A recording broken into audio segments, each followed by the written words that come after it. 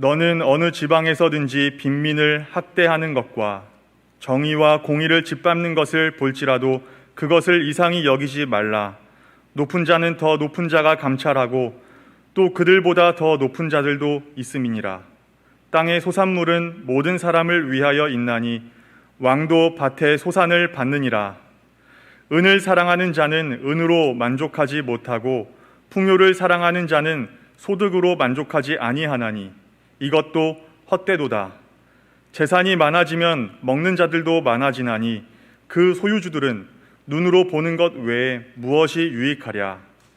노동자는 먹는 것이 많든지 적든지 잠을 달게 자거니와 부자는 그 부요함 때문에 자지 못하느니라. 내가 해 아래에서 큰 패단되는 일이 있는 것을 보았나니 곧 소유주가 재물을 자기에게 해가 되도록 소유하는 것이라. 그 재물이 재난을 당할 때 없어지나니 비록 아들은 낳았으나 그 손에 아무것도 없느니라. 그가 모태에서 벌거벗고 나왔은즉 그가 나온 대로 돌아가고 수고하여 얻은 것을 아무것도 자기 손에 가지고 가지 못하리니 이것도 큰 불행이라. 어떻게 왔든지 그대로 가리니 바람을 잡는 수고가 그에게 무엇이 유익하랴. 일평생을 어두운 데서 먹으며 많은 근심과 질병과 분노가 그에게 있느니라. 사람이 하나님께서 그에게 주신 바 그 일평생에 먹고 마시며 해 아래에서 하는 모든 수고 중에서 낙을 보는 것이 선하고 아름다움을 내가 보았나니 그것이 그의 몫이로다. 또한 어떤 사람에게든지 하나님이 재물과 부요를 그에게 주사 능히 누리게 하시며 제 몫을 받아 수고함으로 즐거워하게 하신 것은 하나님의 선물이라. 그는 자기의 생명의 날을 깊이 생각하지 아니하리니 이는 하나님이 그의 마음에 기뻐하는 것으로 응답하심이니라. 아멘. 전도서 강의 9번째 시간인데요. 오늘은 어리석은 투자, 현명한 투자라는 제목으로 말씀을 전하겠습니다.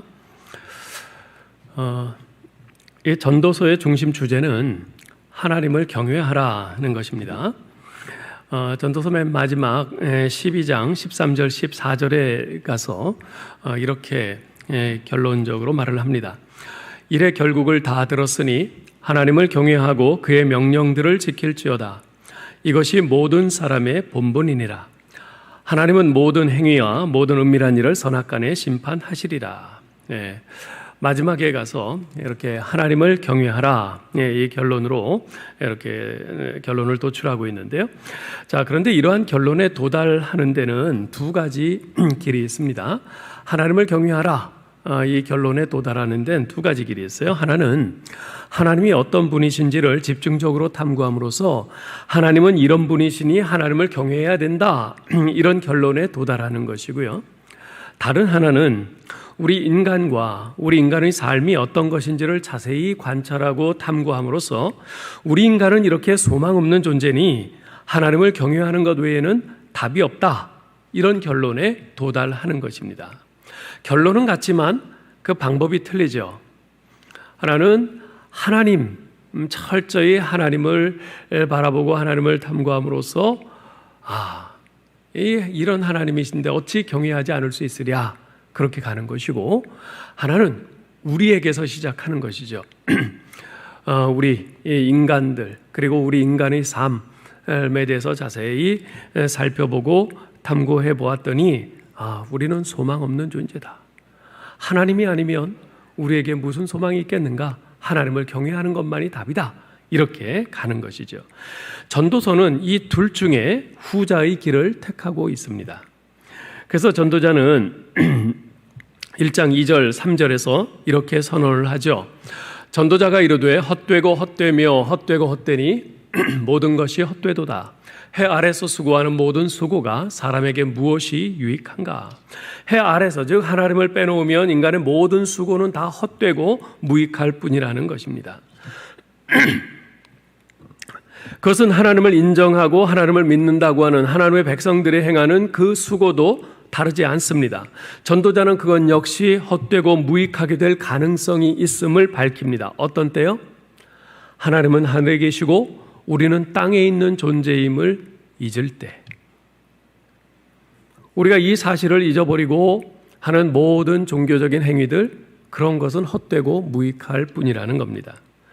하나님은 하늘에 계시고 우리는 땅에 있는 존재다. 이것이 무슨 말입니까? 하나님은 창조주십니다. 반면에 우리는 피조물이에요. 하나님은 다스리시는 분이십니다. 반면에 우리는 다스림을 받는 존재입니다. 하나님은 심판주십니다. 반면에 우리는 심판대 앞에 설 존재입니다.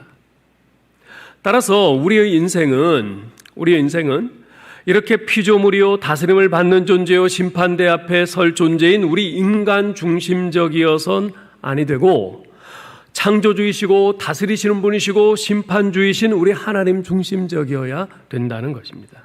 내가 만족스러운 예배가 아니라 하나님이 기뻐하시는 예배여야 되는 것이고요. 내 뜻이 이루어지기를 원하는 기도가 아니라 하나님의 뜻을 이루는 기도여야 되는 것이죠. 내 욕심을 위해서 하나님과 거래하는 서원이 아니라 하나님의 뜻을 이루는 내가 되기를 원하는 바로 그러한 서원이어야 한다는 말입니다. 그래야 우리가 인생을 살면서 행하는 모든 수고, 심지어 종교적인 활동들조차도 헛되지 않고 의미가 있고 보람이 있고 유익하고 열매가 있습니다. 그래서 5장 7절에서는 결론으로서 오직 너는 하나님을 경외해야 할지니라 라고 한 것이지요. 이것이 우리가 지난 시간에 본 말씀이었습니다. 자, 그런데 이렇게 하나님을 경외하는 인생을 살아야 한다는 결론은 나왔지만 우리로 하여금 그렇게 살지 못하도록 우리를 막아서는 강력한 장애물들이 있습니다. 그 중에 대표적인 것이 바로 돈으로 대변되는 물질주의죠. 오늘 본문에서는 바로 이것에 대해서 말씀하고 있습니다. 전에 한번 말씀드린 적이 있지만 저 사람의 관심은 지금 어디에 있는가, 그것을 알아보려면 그가 돈과 시간을 어디에 많이 쓰고 있는가, 이것을 살펴보면 됩니다. 마찬가지로 어떤 사람의 인격과 믿음이 어떤지를 가장 정확하게 알 수 있는 시금석은 역시 그 사람의 돈에 대한 태도입니다. 그 사람이 아무리 어려운 사람들을 도와야 됩니다, 불쌍한 사람들을 우리가 희생하면서 섬겨야 됩니다, 이런 말을 청산유수같이 한다 할지라도 정작 자기가 가진 돈의 대부분은 자기를 위해서 좋은 차 사고 최신 컴퓨터와 핸드폰을 바꾸는 데 쓰고 맛집 찾아다니는데 그렇게 돈을 쓴다면 그의 인격과 믿음이 어떤 것인지 우리가 알 수 있는 거죠. 그것은 교회도 마찬가지입니다. 아무리 교회 여기저기에 선교하는 교회, 다음 세대를 준비하는 교회, 이런 슬로건을 담은 현수막들을 곳곳에 붙인다 할지라도 그 교회 예산이 주로 어디에 지출되고 있는지 그걸 본다면 그 교회가 실제로 슬로건을 내건대로 실행하는 교회인지 아니면 슬로건은 그저 말뿐이고 실제 관심은 다른 데 있는 교회인지 그것을 알 수가 있는 것이죠. 이처럼 돈은 나라는 사람의 현 주소가 어디에 있는지, 어디인지를 적나라하게 보여줍니다. 그러나 돈의 역할은 거기에서 그치지 않습니다. 나라는 사람의 현 주소를 보여주는 데서 그치지 않고 우리의 미래에까지 영향을 미칩니다. 돈은 우리의 미래를 불행하게 만들 수도 있고요, 반대로 우리의 미래를 복되고 즐겁게 만들 수도 있습니다. 그것은 전적으로 돈에 대한 우리의 태도에 달렸습니다. 오늘 본문은 바로 이 문제에 대해서 말씀하고 있습니다. 즉 돈의 마음을 빼앗겨 인생을 허비하는 어리석은 투자를 할 것인가, 아니면 부하든 가난하든 그것을 하나님이 내게 주신 분복으로 여기면서 하나님께 내 인생을 거는 현명한 투자를 할 것인가 하는 것이죠. 자, 그럼 먼저 우리 인생의 어리석은 투자에 대해서 살펴보겠습니다. 8절로 17절에서 그것을 말씀하고 있는데요. 전도자는 먼저 서로 돈을 더 차지하기 위해서 벌이는 전쟁과도 같은 이 세상의 비참한 현실에서부터 시작합니다. 8절을 보실까요? 너는 어느 지방에서든지 빈민을 학대하는 것과 정의와 공의를 짓밟는 것을 볼지라도 그것을 이상히 여기지 말라. 높은 자는 더 높은 자가 감찰하고 또 그들보다 더 높은 자들도 있음이니라. 전도자가 보기에 해 아래의 현실은 참으로 비참하기 이를 데 없습니다. 세상의 권력을 손에 쥔 고위 관리들은 자기 주머니를 채우기에 혈안이 되어 있어요. 가난한 자들에게는 전혀 관심이 없습니다. 그들은 정의와 공의를 짓밟으면서까지 수단과 방법을 가리지 않고 가난한 자들을 착취합니다. 그 결과 약탈과 학대로 가난한 자들의 눈물이 사회 곳곳에 얼룩져 있어요. 위계와 서열로 엄격히 구획된 세상 질서에서 자비와 정의는 설 곳이 없어 보입니다. 이 모두는 탐욕의 결과죠. 힘 있는 자들의 탐욕과 착취가 낳은 결과입니다. 그 대표적인 예가 바로 아합 왕이 나봇의 포도원을 빼앗은 사건 아니겠습니까? 왕으로서 이미 자신은 아주 좋은 포도원들을 여러 소유하고 있어요. 그런데 굳이 그 나봇의 포도원을 꼭 가져야 되겠다는 거예요. 나봇이 안 팔겠다고 하니까 어떻게 합니까? 자기 아내, 그 악한 왕비 이세벨에게 가서 막 떼를 쓰죠. 그래서 이세벨이 결국 거짓 증인들을 동원해서 나봇이 하나님을 모욕했다고 모함하고 그렇게 죽이고서는 그 포도원을 차지하지 않습니까? 오늘날도 힘 있는 자들의 이 탐욕에 의해서 가난한 사람들이 피눈물을 흘리는 일들이 여전히 있습니다. 고위직에 있는 사람들이 그들만이 취득할 수 있는 그런 정보를 취득해서 그것을 가지고 어디에 개발 예정되어 있는 곳에 땅을 미리 사고 그렇게 해서 그 시세 차익을 남겨서 팔고 결국 그 피해는 고스란히 가난한 서민들한테 돌아오지 않습니까? 이런 일들이 우리가 지금 현실적으로 보고 있는 일들이에요. 요즘은 머리가 아주 팽팽 잘 돌아가는 아주 영악하고 교활한 자들이 그 탐욕에 의해서 가난한 이들이 피눈물을 흘리는 일들이 굉장히 많습니다. 며칠 전에도 부산에서 오피스텔의 실소유자가 자기 가족들을 동원해가지고 세입자들로부터 100억 원이 넘는 전세금을 가지고 잠적해버리는 바람에 120여 가구가 피해를 입었다는 그런 뉴스를 듣지 않았습니까? 이런 우리 현실을 보면 정의와 공의는 어디로 갔는가? 이 현실 속에서는 아주 실종되어 있는 것 같아요. 하지만 정의와 공의가 실종된 현실에 놀라거나 절망할 필요는 없습니다. 높은 자 위에 더 높은 자가 있고 더 높은 하늘 위에 정의와 공의로 심판하실 하나님이 좌정에 계시기 때문에 그렇습니다. 그래서 전도자는 9절에서 이렇게 말합니다. 땅의 소산물은 모든 사람을 위하여 있나니 왕도 밭의 소산을 받느니라. 갑자기 이 말이 왜 나오는가? 지금 알쏭달쏭합니다. 자, 이 말이 무슨 뜻이냐면요.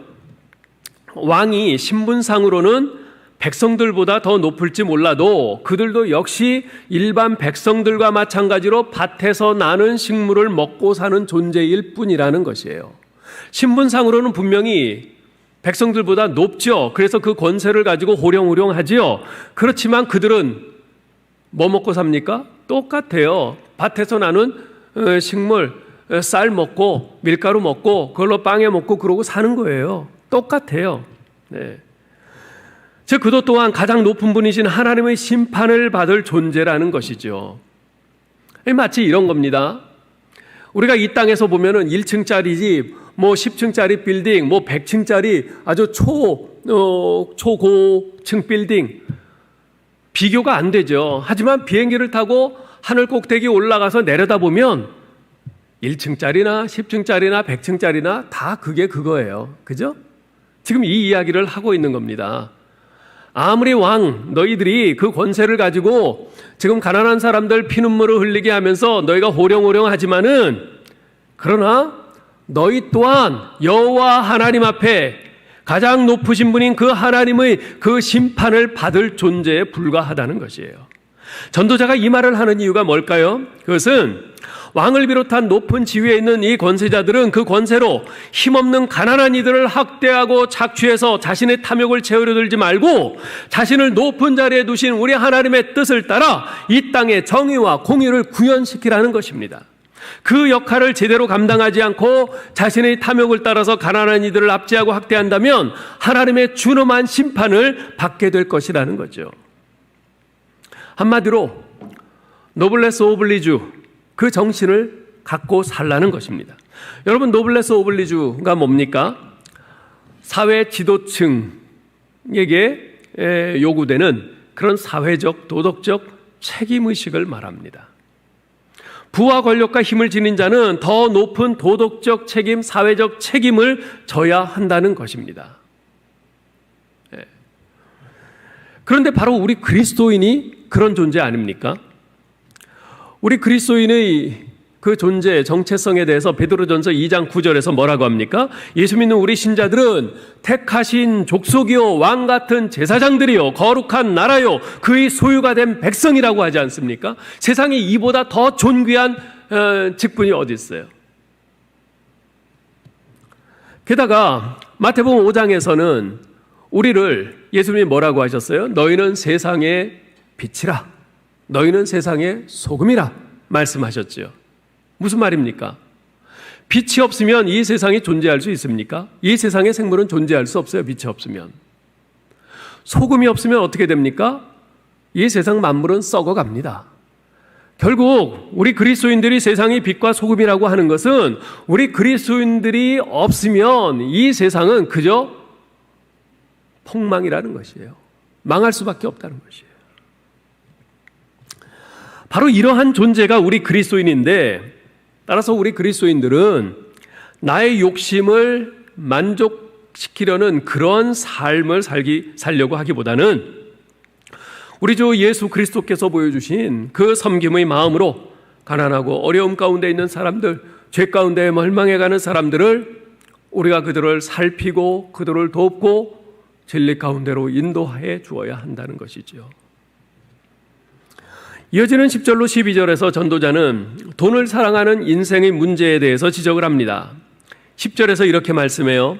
은을 사랑하는 자는 은으로 만족하지 못하고 풍요를 사랑하는 자는 소득으로 만족하지 아니하나니 이것도 헛되도다. 돈을 사랑하는 인생의 문제가 뭡니까? 만족함이 없다는 겁니다. 은이 없을 때는 나 저 은덩어리 하나만 가졌으면 좋겠다. 그래요? 은덩어리가 하나 생겼어요. 야, 됐다. 그러나요? 그때부터 은 2개, 3개 가진 사람이 보여요. 그 사람들을 보면서 난 하나밖에 없어. 난 비참해. 그럽니다. 그래서 2개, 3개를 가졌어요. 그걸로 만족하나요? 아니요. 이번엔 10개 가진 사람이 보여요. 그 사람에 비하니까 나는 한없이 초라해요. 그래서 또 10개 갖기를 원해요. 여러분, 돈을 사랑하는 인생은 결코 만족함이 없습니다. 지난 세기 미국의 최고의 갑부였던 락펠러는 죽기 전에 얼마를 더 벌길 원합니까? 누가 이렇게 묻자 이런 대답을 했어요. Just a little more. Just a little more. 조금만 더. 미국 최고 갑부예요. 모든 사람들이 다 부러워하는 갑부입니다. 그런데 조금만 더 가졌으면 좋겠다. 조금만 더 가졌으면. 죽을 때까지 끝나지 않는 것이 우리 인간의 욕심입니다. 사실 하나님께서는 사람을 세상에서 돈으로 만족함을 얻는 존재로 만들지 않으셨습니다. 따라서 아무리 돈이 많아도 그 돈이 우리에게 만족을 주지 못합니다. 천하보다 더 귀한 영혼이라고 그러잖아요. 우리 인간은 천하보다 더 귀한 존재입니다. 그런데 천하보다 더 귀한 존재인 우리, 천하보다 더 큰 존재인 우리인데, 그럼 우리 안에 이 세상의 돈을 다 가져다 준다 한들 만족하겠어요? 못 채우죠. 만족하지 못합니다. 그럼에도 불구하고 사람들은 돈에 대한 탐심을 거두지 않습니다. 사도 바울은 디모데전서 6장 10절에서 이렇게 경고합니다. 돈을 사랑함이 일만하게 뿌리가 되나니 이것을 탐내는 자들은 미혹을 받아 믿음에서 떠나 많은 근심으로써 자기를 찔렀도다. 돈을 사랑함이 일만하게 뿌리가 된다고 말씀해요. 여기 일만하기라고 하는 것은 모든 악, 만악의 뿌리가 된다는 것이에요. 모든 악. 자, 그러면 한번 생각해 보죠. 여러분, 모든 악의 뿌리는 누굽니까? 모든 악의 뿌리는 사탄이죠. 예? 마귀예요. 사탄 마귀가 모든 악의 뿌리입니다. 자, 그런데 디모데전서 6장 10절에서는 돈을 사랑함이 일만하게 뿌리라고 말해요. 자, 그렇다면 이 말이 뭡니까? 돈에 대한 탐심, 그것이 우리 인간을 악마로 만든다는 뜻입니다. 네. 실제로 그렇잖아요. 이 돈에 대한 탐심 때문에 아들이 아버지를 죽이잖아요. 돈에 대한 탐심 때문에 아버지가 자식을 죽이잖아요. 돈에 대한 탐심 때문에 당신을 영원무궁토록 사랑하겠어 하던 부부가 서로 싸우고 죽이고 헤어지고 그러잖아요. 수십 년간 우정을 나누어 왔던 친구가 돈에 대한 탐심 때문에 갈라서잖아요. 돈에 대한 탐심이 인간을 악마로 만들어요. 돈을 사랑하고 돈에 소망을 두고 살면요, 늘 시험에 빠집니다. 마귀의 밥이 돼요. 인간을 악마로 만드는 최대의 무기가 뭡니까? 바로 돈이에요. 지금도 얼마나 많은 사람들이 돈이라는 독약을 먹고 비틀거리면서 마귀의 종이 되고 악마가 되어가는지 모릅니다. 누가복음 12장에 보면요, 형과 유산 분배 문제로 다투고 있는 자에게 예수님께서 어리석은 부자의 비유를 말씀하시면서 이렇게 결론을 말씀하십니다. 삼가 모든 탐심을 물리치라. 사람의 생명이 그 소유의 넉넉한 데 있지 아니하니라. 하나님께 대하여 부요한 삶을 살라. 예수님께서 말씀하신 결론은 뭐냐면 탐심을 물리치고 하나님께 대하여 부요한 삶을 살라는 것이에요. 여기서 하나님께 대하여 부요한 삶, 부요한 사람이라고 하는 것은 어떤 사람이냐면 하나님만으로 만족하는 사람이에요. 하나님, 저 돈 없어도 하나님 계시니 전 그걸로 만족합니다. 이런 사람이에요. 자, 그렇다면 거꾸로 하나님께 대하여 부요하지 못한 사람은 어떤 사람일까요? 하나님만으로 만족하지 못하는 사람입니다. 하나님, 하나님만으로는 안 되겠네요. 전 돈도 좀 있어야 되겠습니다. 하나님 갖고서는, 하나님만으로는 도저히 이 세상을 살아갈 수가 없습니다. 이런 사람이. 이 둘 사이의 결정적인 차이점은 바로 염려에 있습니다. 하나님께 대하여 부요하지 못한 사람은요, 세상의 것들을 많이 가졌느냐 못 가졌느냐에 대해서 늘 근심, 걱정, 염려를 하며 살아갑니다. 그러나 하나님께 대하여 부요한 사람은 똑같이 어려운 환경 속에서도 하나님을 신뢰하면서 감당해 갑니다. 왜냐하면 그에게는 하나님께서 주시는 하늘 평안과 기쁨이 있기 때문입니다. 따라서 인생을 살아가면서 정말 중요한 것은요, 내가 얼마나 많은 것을 소유하고 있느냐, 그것이 아니라 과연 나는 하나님께 대하여 부요한가 하는 것입니다. 나는 하나님께 대하여 부요한가? 네. 하나님만 계시면 괜찮아. 이 믿음으로 살고 있는가 하는 것입니다. 이 시간 여러분 마음속에 어떤 불안, 염려, 걱정거리들 있습니까? 이 세상에서 숨쉬고 살아가는 우리 인간들에게 염려는 떼어낼래야 떼어낼 수 없는 아주 찰거머리 같은 존재입니다. 우리 삶에 착 달라붙어서 우리의 피를 계속 빨아먹어 결국 우리의 정신과 육체 그리고 인생을 뼈만 앙상하게 남도록 만드는 존재가 바로 염려요, 걱정이요, 근심입니다. 자, 그러면 우리의 삶을 갉아먹는 이러한 염려와 근심, 걱정을 어떻게 우리가 떨쳐낼 수 있을까요? 자고로 병을 몰아내려면요, 그 병에 맞는 약을 써야 되죠. 그죠? 염려와 근심, 걱정이라는 병을 몰아내는 데는 딱 한 가지 약밖에는 없습니다. 그것은 바로 하나님에 대한 믿음입니다. 하나님에 대한 믿음이라는 약이에요. 고아의 아버지로 일컬어지는 영국의 조지 뮬러는 이런 말을 했어요. 믿음의 시작은 염려의 끝이요, 염려의 시작은 믿음의 끝이다. 너희가 염려하느냐? 그러면 너희 믿음이 죽을 것이다. 너희가 믿음을 갖겠느냐? 그러면 너희 염려가 죽을 것이다. 그렇습니다. 믿음, 하나님에 대한 온전한 신뢰가 염려라는 병을 뿌리째 뽑을 수 있는 최고의 치료약입니다. 전도자는 이어서 11절, 12절에서 이런 말을 합니다. 재산이 많아지면 먹는 자들도 많아지나니 그 소유주들은 눈으로 보는 것 외에 무엇이 유익하랴?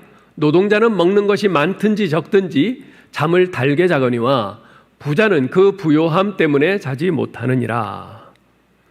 이게 무슨 말이냐면요, 살짝 비꼬는 말이에요. 그래 그렇게 아등바등 돈을 많이 모아보니 좋더냐?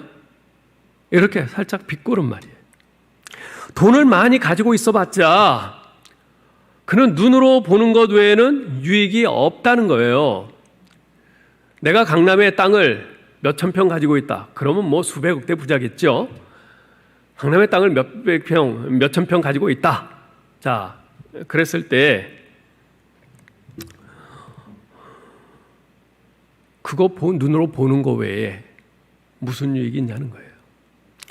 내 은행 구좌에 몇백억이 들어있다.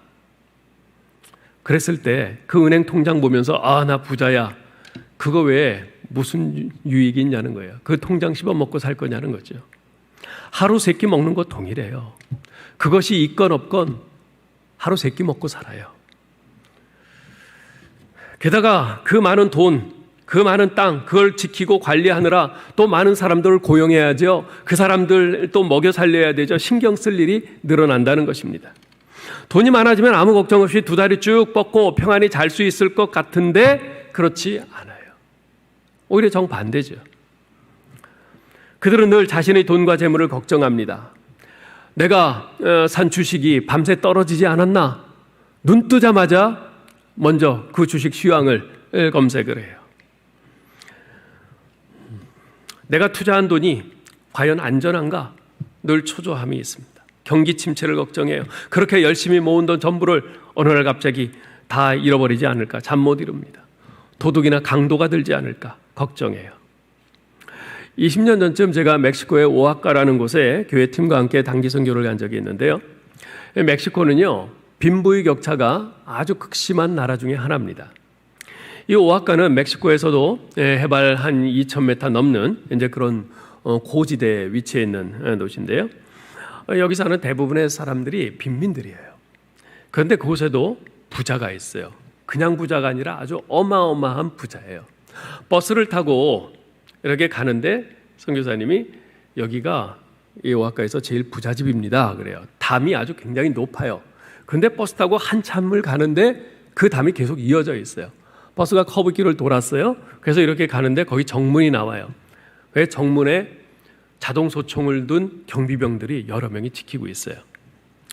근데 제가 그 벽을 쭉 바라보며 가다가 한 가지 아주 눈에 확 들어오는 게 있었어요. 뭐냐면 담이 아주 굉장히 높은데 콘크리트 담 같대요. 근데 그 담 위에 맨 꼭대기에 깨진 유리병 조각들이 촘촘히 박혀 있는 거예요.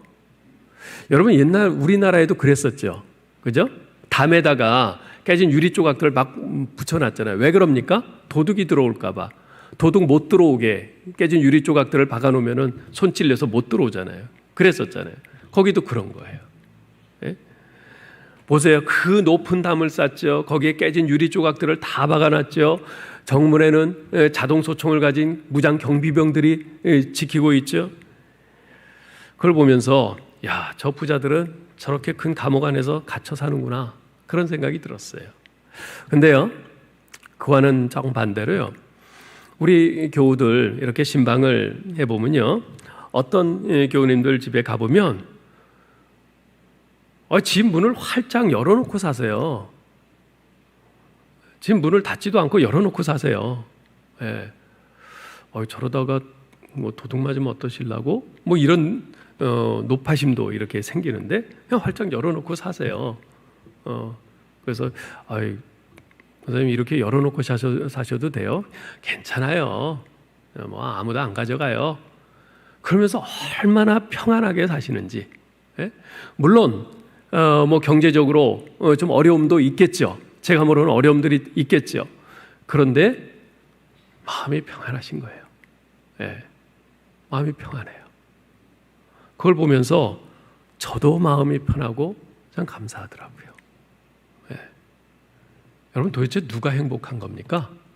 높이 담쌓놓고 무장 경비병이 그렇게 지키고 그 안에서 사는 사람과 비록 집은 작지만 문을 활짝 열어놓고 마음 평안하게 사는 사람 누가 행복한 겁니까? 한편 전도자가 지적하는 이 돈을 사랑하는 인생의 불행은 여기에서 그치지 않습니다. 전도자는 사람이 아끼던 돈 때문에 오히려 해를 당하는 경우가 있다고까지 말해요. 13절 보세요. 내가 해 아래에서 큰 패단이 되는 일이 있는 것을 보았나니 그 소유주가 재물을 자기에게 해가 되도록 소유하는 것이라. 재물을 많이 가졌으면 유익해야 되는데 오히려 해가 된다 그래요. 해가 된다 그래요. 게다가 고생하면서 모은 재산을 죽은 다음에는 단 한 푼도 가지고 갈 수가 없어요. 15절 16절 보십시오. 그가 모태에서 벌거벗고 나왔은즉 그가 나온 대로 돌아가고 수고하여 얻은 것을 아무것도 자기 손에 가지고 가지 못하리니 이것도 큰 불행이라. 어떻게 왔든지 그대로 가리니 바람을 잡는 수고가 그에게 무엇이 유익하랴. 그뿐입니까? 그 많은 재산을 모이기까지 일평생 그는 어두운 데서 먹었다고 그래요. 17절. 일평생을 어두운 데서 먹으며 많은 근심과 질병과 분노가 그에게 있느니라. 어두운 데서 먹었다는 것은요, 그만큼 고생했다는 것이에요. 그만큼 고생하면서 재산을 모았다는 뜻입니다. 그런 식으로 모으기 위해서 애쓰다 보니까 근심과 질병과 분노가 그 사람 내면에 가득 채워져 있는 거예요. 그래서 전도자는 그런 인생을 가리켜서 그렇게 돈을 많이 모으기는 했지만 그렇게 많이 모으기는 했지만 평생 그 돈 모으기 위해서 어두운 데서 먹고 근심과 분노와 질병이 쌓여 있고, 도대체 그 사람이 무엇을 위해서 수고했냐? 바람 잡는 수고 아니냐? 헛수고 아니냐? 지금 그 말을 하는 거죠. 그런 사람은 자신의 소중한 인생을 헛수고로 날려버린 어리석은 투자를 한 사람이라는 겁니다. 자, 그런데 이렇게 어리석은 투자를 한 사람이 있는가 하면 그와는 대조적인 아주 현명하게 자기 인생을 투자한 사람이 있어요. 18절로 20절에서 볼 수 있는데요. 자, 어떤 인생이 과연 현명한 투자를 한 인생인가? 그것은 한마디로 돈에 대한 탐심에 매여 사는 인생이 아니라 하나님께서 주신 재물을 그것이 많든 적든 만족하게 누리며 사는 인생입니다. 18절 19절을 보세요. 사람이 하나님께서 그에게 주신 바 그 일평생에 먹고 마시며 해 아래에서 하는 모든 수고 중에서 낙을 보는 것이 선하고 아름다움을 내가 보았나니 그것이 그의 몫이로다. 또한 어떤 사람에게든지 하나님이 재물과 부요를 그에게 주사 능히 누리게 하시며 제 몫을 받아 수고함으로 즐거워하게 하신 것은 하나님의 선물이라. 전도자는요, 사람의 인생을 간단한 세 단어로 축약해서 말합니다. 먹고 마시고 수고하고. 먹고 마시고 수고하고. 사실 우리 인생이 이렇죠. 수고한다는 것은 일한다는 것이죠. 먹는다는 것은 생계예요. 마신다는 것은 즐긴다는 것이에요. 우리 인생은 일하고 생계를 이어가고 그 다음에 또 즐기고 이거잖아요. 일하고 먹고 마시고 일하고 먹고 마시고. 간단하게 아주 잘 축약해서 표현을 했어요. 이것이 우리 인생의 일상입니다. 자, 그런데 이것이야말로 하나님이 인생에게 주신 선하고 아름다운 몫이라고 이렇게 말을 합니다. 더 많이를 외치면서 두 손 가득 움켜쥐는 삶에 기쁨과 선함과 아름다움이 있는 것이 아닙니다. 하나님께서 내게 많이 주셨든 적게 주셨든 하나님이 주신 것으로 감사하고 자족하는 삶, 그것이 진정 선하고 아름답고 기쁜 삶이라는 것입니다. 그래서 찬송가 305장 나 같은 죄인 살리신을 작시한 존 뉴턴 목사가 이런 말을 한 것이 떠오르는데요.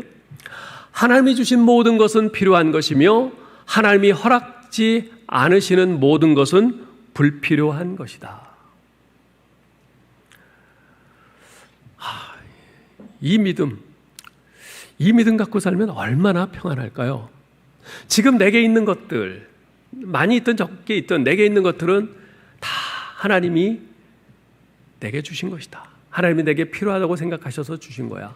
근데 내가 정말 간절히 바라지만 내게 없는 것, 그것은 꼭 내 인생에 필요치 않다고 하나님이 생각하셔서 허락지 않으신 거야. 무궁한 지혜를 가진 하나님께서 그렇게 판단하셨으면 그것이 맞지. 언젠가 필요하다고 하나님이 생각하시면 그때 주시지 않겠어? 이 마음을 가지고 살면 안달복달할 일도 없고 얼마나 평안하겠어요. 누구와 죽일 놈 살릴 놈 하면서 경쟁할 일도 없고 시기하고 질투할 일도 없고 얼마나 평안하겠어요. 우리에게 이 믿음이 필요합니다. 바로 이 믿음이 늘 다른 사람과 비교하면서 저 사람에게 있는 저게 나에게는 없네 하면서 열등감에 빠지거나 또는 저 사람에게 없는 것이 내게 있는 것을 보면서 헛된 우월감에 젖어 인생을 낭비하기 쉬운 그런 우리로 하여금 평안과 만족을 누리게 해주는 것이지요. 그래서 전도자는 20절에서 이런 말을 합니다. 그는 자기의 생명이 나를 깊이 생각하지 아니하리니 이는 하나님이 그의 마음에 기뻐하는 것으로 응답하심이니라. 여기서 자기 생명의 나를 깊이 생각하지 아니한다라고 말씀을 합니다. 자, 이 말이 무슨 뜻일까요? 자기 생명의 나를 깊이 생각하지 않는다. 예. 지금 이 전도자는 하나님 안에서 하나님이 내 삶의 주인이 되시는 그런 삶을 살고 있는데, 그런 인생을 살고 있는 사람은 이 땅에서 내가 얼마나 오래 살까? 이 땅에서 내가 앞으로 100세까지 살려면 무엇이 더 필요할까? 얼마나 더 가져야 될까? 노후 대책을 위해서 내가 몇 억을 더 모아야 될까? 이런 것에 연연하지 않는다는 것이에요. 네? 자기 생명이 나를 깊이 생각하지 않는다. 내가 하나님 안에 있으니 하나님이 나를 사랑하시고 하나님이 나를 붙들고 계시니 사도 바울이 빌립보서 1장에서 말한 것처럼 사나 죽으나 나는 그의 것이로다. 살든지 죽든지 내가 하나님 안에 있으니 하나님이 오늘 나를 부르셔도 나는 그저 기쁘고 감사하게 갈 것이다. 바로 이것이죠. 그런데 그 자신이 없으니까, 내가 하나님 안에서 사는 그 자신이 없으니까, 내 삶을 하나님께 맡기고 하나님을 의지하고 그 자신이 없으니까 이 땅에서 내가 몇 세까지 살아야 되는데, 그때까지 살려면 돈이 얼마나 더 있어야 되는데, 그 생각하면서 전전긍긍 하는 것이죠. 이렇게 하나님 안에서 하나님을 나의 삶의 주인으로 모시고 그분께 내 삶을 맡기며 사는 사람은 하나님이 그의 마음에 기뻐하는 것으로 응답하신다라고 말씀을 합니다. 그 사람의 마음에 기뻐하는 게 뭡니까? 바로 영원한 생명이죠. 우리 하나님 안에서 사는 영원한 생명이에요. 그가 바라는 기쁨은 그거예요. 네. 하늘의 영원한 보화를 발견한 사람은요, 이 땅에서 썩어질 것에 연연해 하지 않습니다. 그런 것 때문에 안달복달하지 않습니다. 그래서 디모데전서 6장 17절에서 사도 바울은 이렇게 말하죠. 네가 이 세대의 부한자들을 명하여 마음을 높이지 말고 정함이 없는 재물에 소망을 두지 않고 말고 오직 우리에게 모든 것을 후히 주사 누리게 하시는 하나님께 두라 말씀하세요. 네. 정함이 없는 재물, 그 돈에 내 마음 두지 말라는 겁니다. 왜 돈이 정함이 없습니까? 오늘 있다가 내일 없어지는 게 돈이에요. 지금은 내 은행 통장 안에 들어있어서 든든하죠. 그런데 어느 날 순식간에 훅 하고 사라지는 것이 돈입니다. 정함이 없어요. 돈이 나를 주인으로 모시지 않습니다. 그런 것에 소망을 두지 말라고 합니다. 여러분, 돈은 가치 중립적이다 이런 말들을 하죠. 예, 맞아요. 돈은 가치 중립적이에요. 그런데 그렇게 말하고 그냥 휙 지나가서는 안 됩니다. 돈은 분명히 가치 중립적이기는 하지만 위험해요. 위험한 거예요. 네. 특히 탐심을 가지고 있는 우리 타락한 죄인들, 우리 죄인들에게는 너무나 위험한 것이에요. 우리 인간을 악마로 만들 수 있는 게 바로 돈이에요. 네. 그래서 돈의 위험성은 강조되어야 돼요. 여러분, 담뱃값을 보면요, 담배를 많이 피우면 건강에 해롭습니다. 암을 유발할 수 있습니다. 이런 경고 문구가 거기에 적혀 있죠. 네, 담배 안 펴보셔서들 잘 모르시죠? 전 봐서 압니다. 자, 근데요, 전 그와 마찬가지로 돈에도 경고 문구를 좀 넣어야 된다고 생각을 해요. 어떤 경고 문구요? 지나치게 많은 돈은 당신의 삶에 해롭습니다. 돈을 좋아하는 것은 위험합니다. 이런 경고 문구요. 우리가 이 돈의 위험성을 너무나 쉽게 잊기 때문에 그래요. 돈이 주는 그 달콤함에 취해서 돈이 가지고 있는 그 위험함, 그 시한폭탄과 같이 언제 터져서 우리를 악마와 같이 변하게 할지 모르는 그 위험성을 우리는 너무나 쉽게 간과합니다. 그런 면에서 미국 화폐는 좀 부러워요. 왜냐하면 1센트짜리 그 구리 동전부터 해서 100달러짜리 지폐에 이르기까지 모든 그 미국 달러화에는요, 전부 다 In God we trust. 우리는 하나님을 믿는다. 이 문구가 다 새겨져 있어요. 네. 물론 이 문구를 보지 않고 X만 보는 사람에게는 뭐 아무 소용이 없겠지만 어쨌든 모든 돈에 이 문구가 적혀 있기 때문에 그 돈을 꺼내서 사용할 때 보게 되어 있어요. 그래서 달러를 볼 때마다 정함이 없는 재물에 소망을 두지 말고 오직 우리에게 모든 것을 후히 주사 누리게 하시는 우리 하나님께만 소망과 믿음을 두어야 함을 다시금 생각하게 되지요. 6년 전에 제가 한국으로 돌아왔을 때 그때 한창 뉴스 등에서 화두가 되었던 것이 이슈가 뭐였냐면 노후 대책이었어요. 노후 대책. 돈이 얼마나 있어야 노후에 자녀들에게 신세 안 지고 당당하게 살아갈 수 있을까? 이것에 대해서 많은 토론들이 있었고 뭐 TV, 뭐 신문 뭐 이런 데서 계속 많이 나왔어요. 5억, 8억, 억, 10억, 구체적인 액수까지 뭐 이렇게 나오더라고요. 근데 그때 그걸 보면서 요즘 젊은이들 말로 현타가 왔어요. 저희 실상을 깨닫게 됐어요. 저희가 미국에서는 그래도 괜찮은 집도 있었고 차도 있었고 달러도 있었고 그랬는데 근데 다 정리하고 왔는데 노후 자금이 안 되는 거예요. 노후 자금으로 뭐 최소한 뭐 8억은 있어야 된다 그러는데 안 돼요. 그거 가지고 미국에서는 그래도 뭐 괜찮게 살 수 있었는데 우리 한국 집값이 얼마나 비싸요. 뭐 지금 뭐 여기 뭐 십몇 평짜리 뭐 아파트도 뭐 몇 억씩 하지요. 그죠? 야, 이 도대체 뭐 머리가 어지러운 거예요. 그러면서 이런저런 근심 걱정이 좀 들더라고요. 야, 그냥 미국에 있었다면 노후 걱정을 하지 않아도 됐을 텐데 뭐 이런 생각도 한편으로 막 들고 그래요. 그런데 그 다음 순간에 다른 한쪽에서 다른 생각에 고개를 들고 일어났어요. 그래, 하나님이 가난하게 하시면 가난하게 살고 하나님이 낮추시면 낮은 곳에서 살면 되지. 지난날 미국에서 유학할 때 정말 돈이 없어서 1불짜리 맥도날드 햄버거 하나도 사 먹지 못하고 우리 부부 손잡고 우리 다음에 사 먹자. 그렇게 살던 때도 있었잖아. 그런데 그런 때도 하나님께서 단 한 끼도 굶게 하지 않으시고 그 어려운 광야 같은 삶을 다 지나오게 하시고 오늘 여기까지 이르게 하셨는데 무슨 걱정인가? 하나님이 높이시면 높아지는 거고 낮추시면 낮아지는 것이고 부하게 하시면 그 부한대로 사는 것이고 가난하게 하시면 가난하게 사는 것이고 어쨌건 내 삶이 우리 하나님 안에 있으면 되는 거지. 우리 인생이 하나님 손에 붙잡힌 바 되어 있으면 그걸로 족한 거 아닌가? 이 생각을 하면서 그 걱정을 털어버리게 됐습니다. 우리 예수님께서는 마태복음 6장 19절 20절에서 너희는 땅에 보물을 쌓아두지 말고 하늘에 보물을 쌓아두라 말씀하셨어요.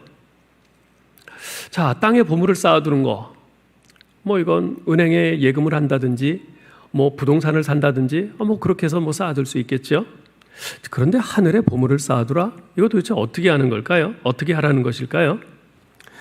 우리는 흔히 죽을 때 돈을 가지고 가지 못한다 말하죠. 오늘 전도자도 말하잖아요.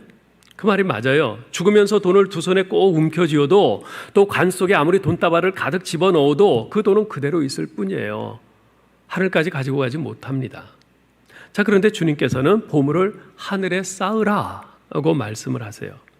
자, 이 말씀대로라면 우리가 하늘나라에 돈을 가지고 갈 수 있다는 말이 됩니다. 그죠? 하늘에 쌓으라고 하셨으니까. 자, 그런데 어떻게 그것이 가능할까요? 여기서 우리가 물어야 할 질문이 하나 있어요. 그것은 하늘나라에 무엇이 있을까 하는 것이에요. 하늘나라에 은행이 있습니까? 은행이 있으면 쌓을 수 있겠네요. 근데 은행이 없어요. 하늘나라에 부동산 있나요? 없어요. 그럼 도대체 하늘나라에 뭐가 있을까요? 하늘나라에는 하나님이 계시고 구원받은 영혼들이 있습니다. 구원받은 사람들이 있어요.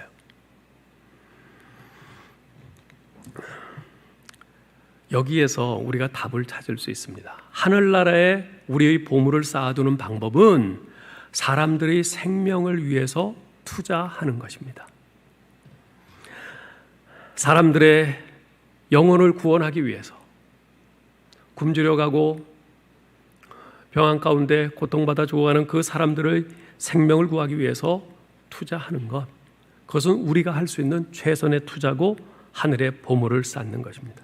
하늘의 보물을 쌓는 것은 이 땅 위에서 높은 수준의 그런 생활을 하는 데 있지 않아요. 물론 우리는 매일매일 삶을 영위하기 위해서 일정량의 돈을 필요로 하죠. 그러나 우리 자신을 위해서는 되도록 적게 쓰고 사람들의 생명을 구하는 일을 위해서는 가능한 한 많이 쓰는 것, 그것이야말로 우리가 이 땅에서 할 수 있는 최선의 투자요, 그것이 바로 우리의 보물을 하늘에 쌓아두는 유일한 길인 것입니다.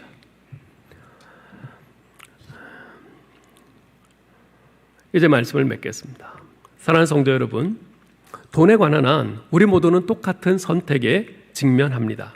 곧 내 자신이 주인이 되어 내 모든 삶을 내 스스로 주관하거나 아니면 예수님을 왕으로 인정하고 그분의 주권에 내 삶을 맡기거나 둘 중에 하나입니다.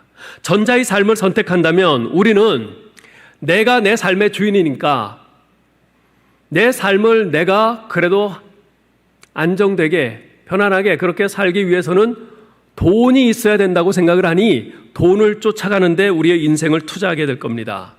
그러나 그러한 삶은 절대로 우리에게 만족을 주지 못하고 결국 비극으로 끝나고 말 겁니다.